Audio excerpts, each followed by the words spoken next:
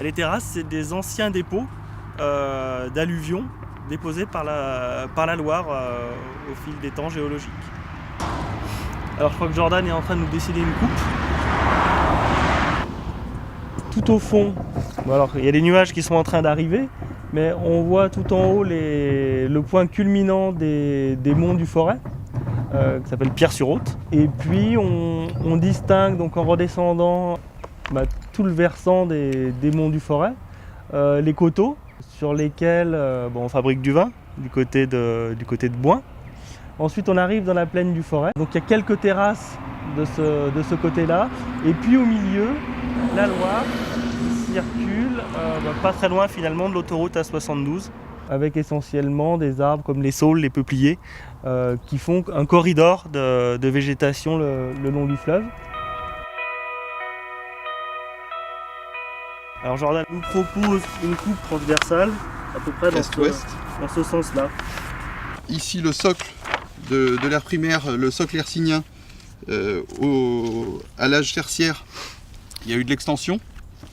Et au fur et à mesure de cette extension, on a formé des failles et un bassin d'effondrement. Ce bassin d'effondrement s'est rempli par les sédiments, c'est ce qui apparaît ici en tireté, à l'ère tertiaire. Et on a eu du volcanisme avec des basaltes qui ont remonté ces sédiments. Et ça donne lieu notamment aux petits pitons rocheux qu'on voit au niveau des monts du Zor. Au Quaternaire, on a eu l'ouverture du seuil de Neulis qui se trouve au nord de la plaine du Forêt.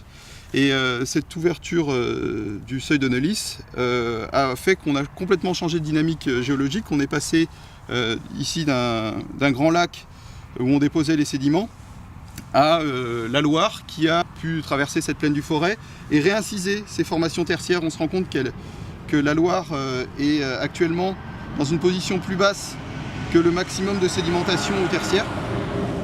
Et la Loire, elle a joué deux rôles. Elle a incisé les formations tertiaires, mais elle a aussi déposé ses alluvions.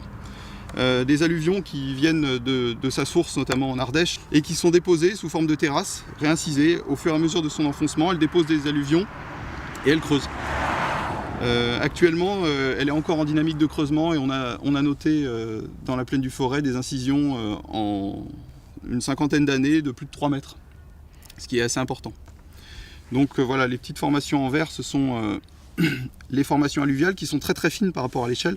Là, on a à peu près un peu moins d'1 kilomètre d'épaisseur. Alors si on a beaucoup insisté sur les formations alluviales du Quaternaire, c'est parce que ce sont dans ces petites nappes d'une dizaine de mètres d'épaisseur qu'on peut avoir des nappes d'eau souterraines qui sont exploitables, soit pour l'alimentation en eau potable, soit pour l'irrigation et l'agriculture. Donc c'est pour ça qu'on s'intéresse particulièrement à ces fines épaisseurs d'alluvions. Et les alluvions représentent une dizaine de mètres. Et on se rend compte qu'il y a plusieurs terrasses alluviales qui sont imbriquées les unes dans les autres. Les terrasses les plus anciennes étant les plus perchées et les terrasses les plus récentes étant les plus encaissées.